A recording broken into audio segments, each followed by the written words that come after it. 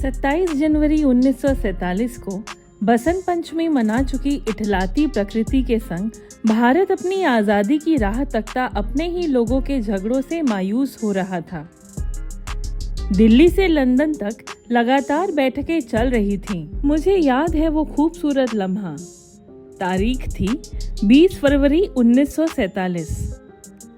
London में British प्रधानमंत्री Clement एटली ने हाउस ऑफ कॉमन्स में घोषणा कर दी कि अंग्रेज जून 1948 से पहले हिंदुस्तान छोड़ देंगे और सत्ता जिम्मेदार हाथों में सौंप दी जाएगी।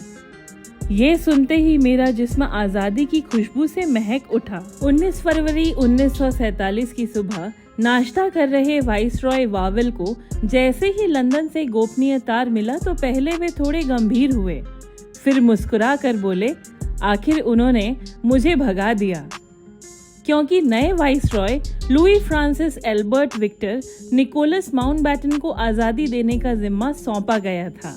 इधर मेरे करोड़ों बाशिंदों के चेहरों पर आज़ादी की मुस्कान बिखरी ही थी कि आंखों से खून के कतरे बह निकले। वजह थी मोहम्मद अली जिन्ना। जी हाँ, यही वो शख्स था जो बंटवारे के खंजर से मेरे जिस्म के 2 टुकड़े करने पर आमादा था।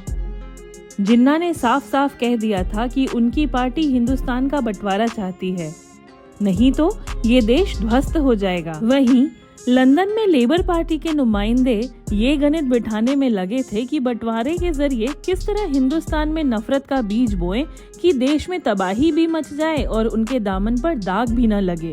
10 डाउनिंग स्ट्रीट और बकिंगम पैलेस की नींद इसलिए हराम थी क्योंकि हिंदुस्तानी और अंग्रेज सैनिकों के बीच दरार बहुत चौड़ी हो चुकी थी।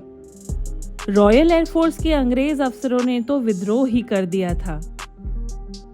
दरअसल 18 फरवरी 1946 को करीब 2000 भारतीय नौसैनिकों ने बगावत कर दी थी और गोलीबारी में करीब 400 भारतीय सैनिक शहीद हो गए थे। तभी से अंदर ही अंदर गुस्सा पनप रहा था। 1946 में ही अंग्रेजों ने तय कर लिया था कि अब हम हिंदुस्तान को आज़ाद कर देंगे। इसी को ध्यान में रखकर 2 सितंबर 1946 को अंतरिम सरकार गठित हुई जिसके मुखिया जवाहरलाल नेहरू थे। अंतरिम सरकार में मुस्लिम लीग शामिल तो हुई थी, लेकिन 1947 आते आते अपने कारनामों से उसने जबरदस्त अंतर्विरोध पैदा कर दिया।